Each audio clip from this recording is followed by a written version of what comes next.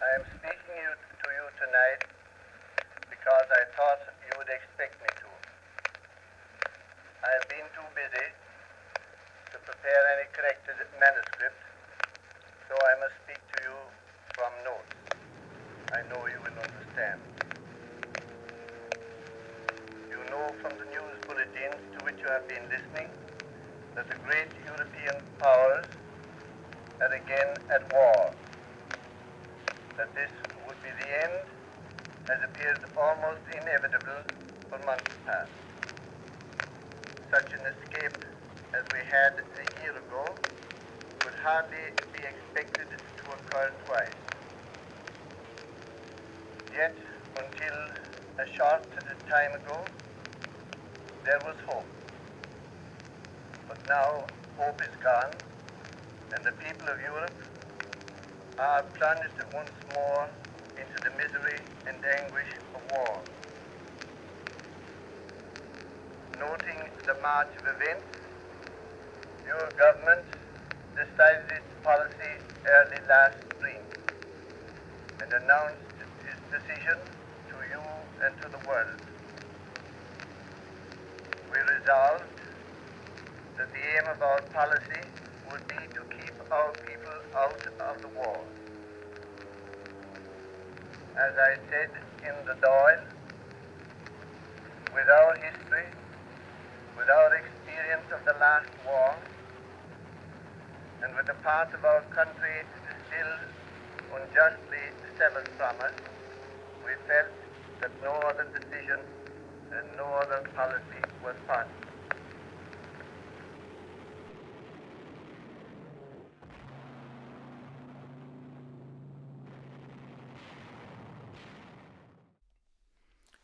When World War II broke out, neutral Ireland was unable to prevent foreign combatants from entering its territory. Following the war, the Irish government, in conjunction with the German government, decided on an area nestled deep in the Wicklow Mountains to erect a memorial graveyard to all the dead Germans who had died on Irish soil. They decided on an isolated, rugged, beautiful area high in the Wicklow Mountains to erect the memorial graveyard. To tell me more about this place and the people who are buried there, I'm meeting Frank Tracy, a published author, historian, and expert on Glencree. We're here at the German Military War Cemetery in Glencree in the Wicklow Mountains. This cemetery contains the remains of victims from the First World War and the Second World War, all of whom are Germans. There are 6 from the First World War and 128 from the Second World War. The First World War victims are comprised of 2 groups, 3 civilians who are German citizens living in Ireland at the outbreak of the First World War, who are interned and who died during their internment, and 3 military personnel who were in a prisoner of war camp in Templemore in Ireland and who also died during their time here. The 128 Second World War group are divided again into 2 groups, military personnel, mainly airmen and seamen.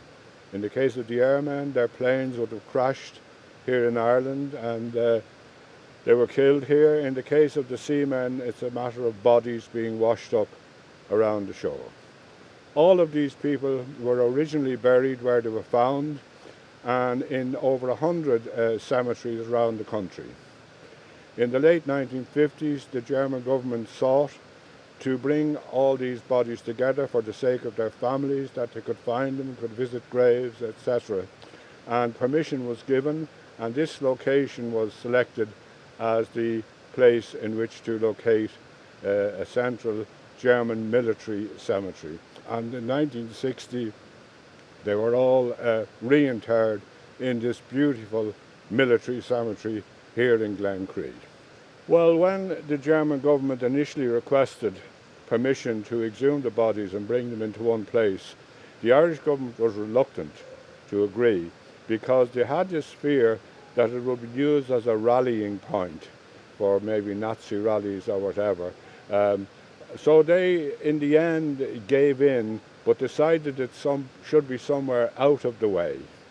So a representative of the German War Graves Commission was sent over. They toured all around the Wicklow Mountains and so on, and just hit upon this place, which is an old quarry. And when the representative looked at it, he felt that yes, they could accommodate the military cemetery in here, and so agreement was reached with the Irish government to hand this over to the German government. There are 46 civilians here who were rounded up and interned in England, and it was decided to ship a load of them over from England to Canada.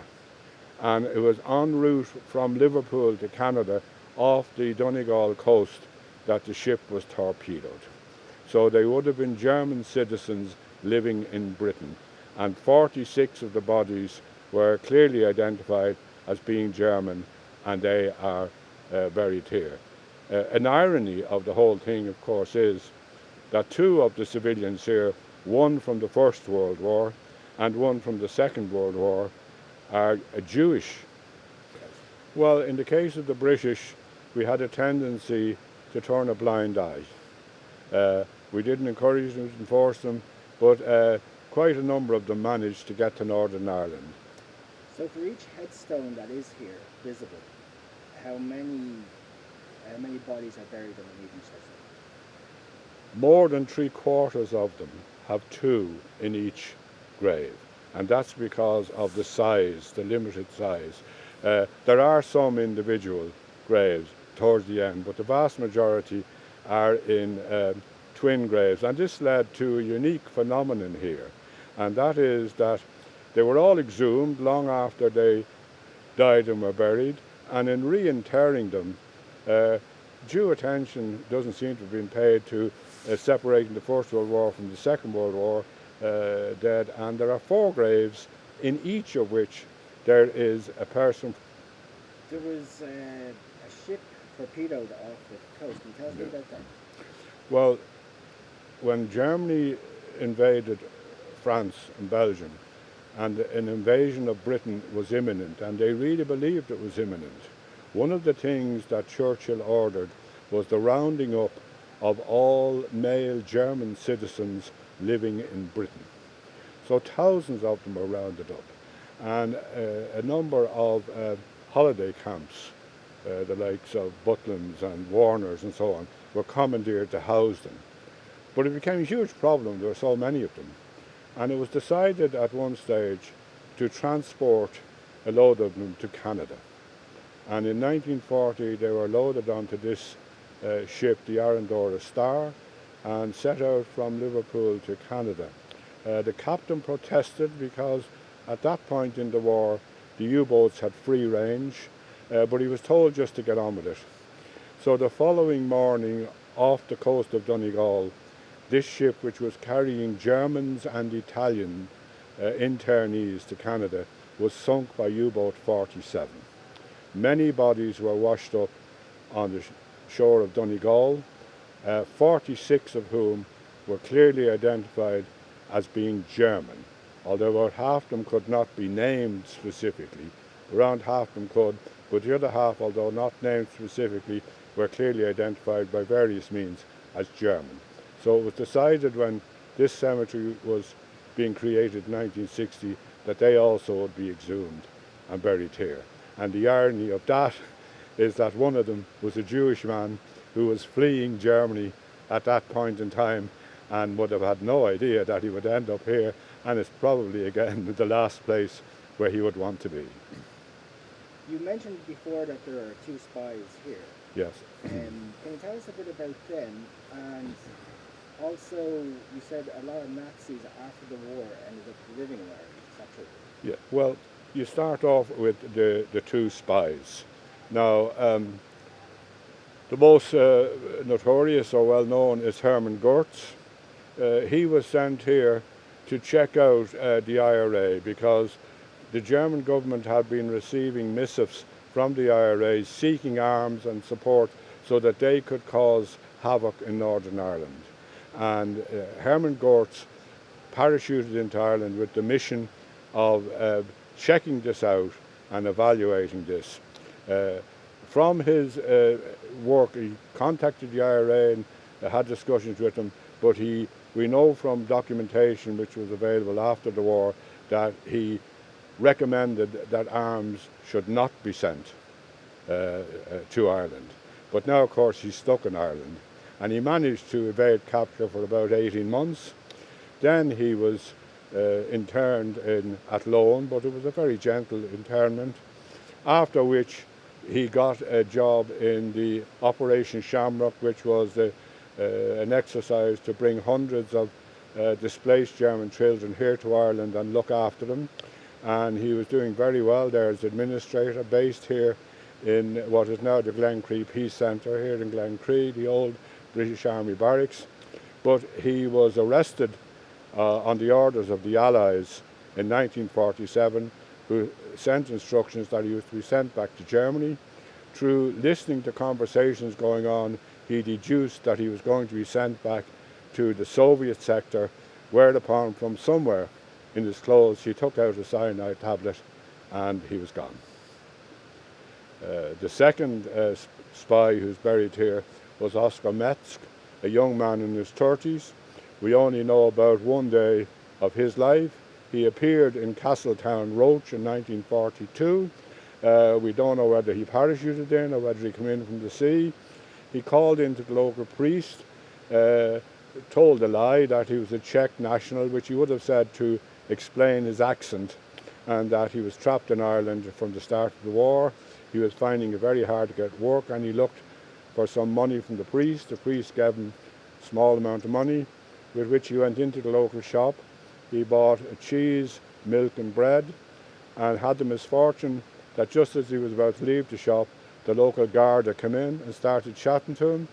The Garda grew suspicious, asked him to empty his pockets, and out came a Luger, a compass, and a silk scarf, which was in fact a map. So the guard brought him back to his house, while he would ring Cork to see what to do with him. Metzg said he was very hungry, could he eat the food? The guard said eat away. And as the guard was on the phone and Metzg was supposedly eating the food, he collapsed onto the floor.